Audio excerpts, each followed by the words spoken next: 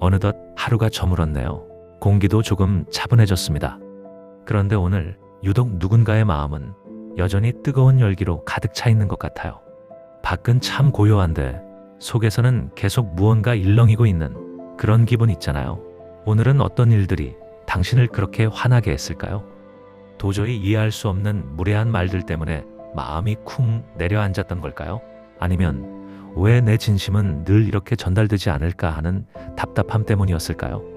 어쩌면 예상치 못한 상황들에 휘말려 정작 나 자신은 뒷전이 되어버린 게 속상해서일지도 모르겠습니다. 괜찮아요. 그 마음 다 알 것 같아요. 사실 화가 난다는 건요, 그만큼 당신이 오늘 하루를 최선을 다해 버텨냈다는 뜻이기도 하거든요. 그러니 지금 느끼는 그 감정을 너무 미워하지는 마세요. 당신은 잘못이 없으니까요. 아주 오래된 지혜의 문장 하나가 떠오르네요. 법구경에 적힌 이야기입니다. 이 세상에서 원한은 원한으로 갚으려 할 때 결코 사라지지 않는다라고 해요.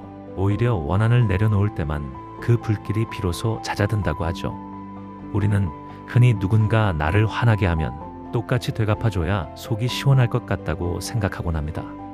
하지만 가만히 생각해보면요, 분노라는 건 마치 누군가에게 던지기 위해 뜨겁게 달궈진 숯덩이를 내 손에 꽉 쥐고 있는 것과 비슷해요. 상대에게 던지기도 전에 결국 가장 먼저 화상을 입는 건 바로 내 손, 내 마음이더라고요. 그 고리를 끊어내는 건 상대를 용서해서가 아닙니다. 나를 괴롭힌 그 사람이 더 이상 내 소중한 시간을 휘두르지 못하게 하겠다는 나를 향한 가장 단단한 선언인 거죠. 내 평화를 지키겠다는 그 강력한 용기, 오늘 한번 내어보면 어떨까요?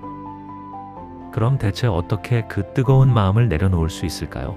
저는 이럴 때 두 스님의 지혜를 빌려보곤 합니다. 먼저 틱나탄 스님의 책 화의 이야기예요. 스님께서는 화를 울고 있는 아기라고 불렀습니다. 화가 날 때 그걸 억누르려 하지 말고 엄마가 아기를 달래듯 부드럽게 안아주라고 말이죠. 나의 화야, 네가 거기 있다는 걸 안다. 내가 여기 있으니 걱정 마라. 이렇게 나를 따뜻하게 보듬어주는 겁니다. 반면 일묵스님은 책 화, 이해하면 사라진다를 통해 좀 더 명쾌한 길을 보여주세요. 스님은 우리가 화를 내는 근본적인 원인이 내 뜻대로 되어야 한다는 강한 집착에 있다고 말씀하시죠. 특히 화를 내는 것이 나에게만 해로운 독이라는 사실을 뼈저리게 이해해야 한다고 강조하십니다. 화가 일어나는 과정을 가만히 지켜보면서 이 감정이 지금 나를 망치고 있구나라는 사실을 지혜롭게 통찰하는 순간 마치 안개가 햇살에 녹아내리듯 화는 스스로 사라지게 됩니다. 따뜻하게 안아주고 또 명확하게 이해해보는 것, 이 두 가지가 우리 마음을 위한 가장 좋은 약이 아닐까 싶어요. 여기서 재미있는 이야기 하나 더 해드릴까요? 옛 선사들이 자주 이야기하셨던 빈배에 관한 우화입니다. 안개 자욱한 강 위를 배를 타고 가고 있습니다. 그런데 갑자기 저쪽에서 배 한 척이 나타나 내 배를 쾅 하고 들이받았다고 생각해보세요. 처음엔 정말 화가 머리끝까지 날 거예요. 대체 어떤 사람이 배를 이따위로 모는 거야 하고 소리를 버럭 지르겠죠. 그런데 막상 배 안을 들여다봤더니 그 배에 아무도 타고 있지 않은 빈 배였다면 어떨까요? 사실 처음엔 더 당황스러울지도 몰라요. 화를 낼 대상이 사라져버렸으니까요. 이건 누구 탓을 해야 하지? 내 배는 부서졌는데? 머릿속이 더 복잡해질 수도 있습니다. 그런데 그 혼란 속에서 우리는 아주 중요한 사실 하나를 발견하게 돼요.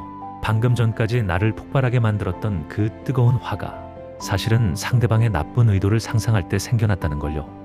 저 사람이 나를 무시해서 배를 들이받았어 라고 믿었기 때문에 그토록 화가 났던 거죠. 상대가 빈배라는 걸 아는 순간 우리는 더 이상 그 사람과 싸울 필요가 없다는 걸 깨달아요. 이제 남은 건 부서진 내 배를 어떻게 고칠까 하는 현실적인 문제뿐이죠. 우리 삶에서 만나는 무례한 사람들도 사실은 비슷해요. 자기 안의 상처나 어리석음이라는 파도에 밀려 떠내려온 빈배와 같을 때가 많습니다. 그들이 나를 미워해서 공격했다기보다 그저 조절되지 않는 감정에 떠밀려 나에게 부딪힌 것뿐이죠.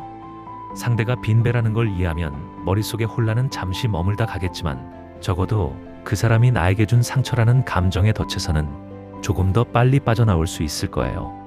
이제 그 빈배는 강물 따라 흘러가게 두고 우리는 우리 배를 고치고 다시 노를 젓는 일에 집중해보는 건 어떨까요?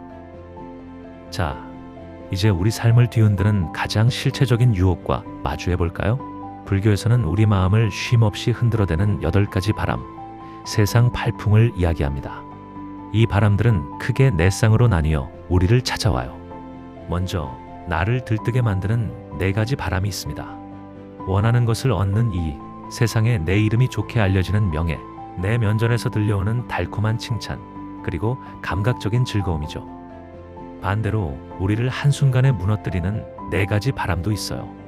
가진 것을 잃게 되는 손해, 등 뒤에서 나를 깎아내리는 불명예, 면전에서 쏟아지는 날카로운 비난, 그리고 몸과 마음을 괴롭히는 고통입니다. 가만히 한번 생각해 보세요.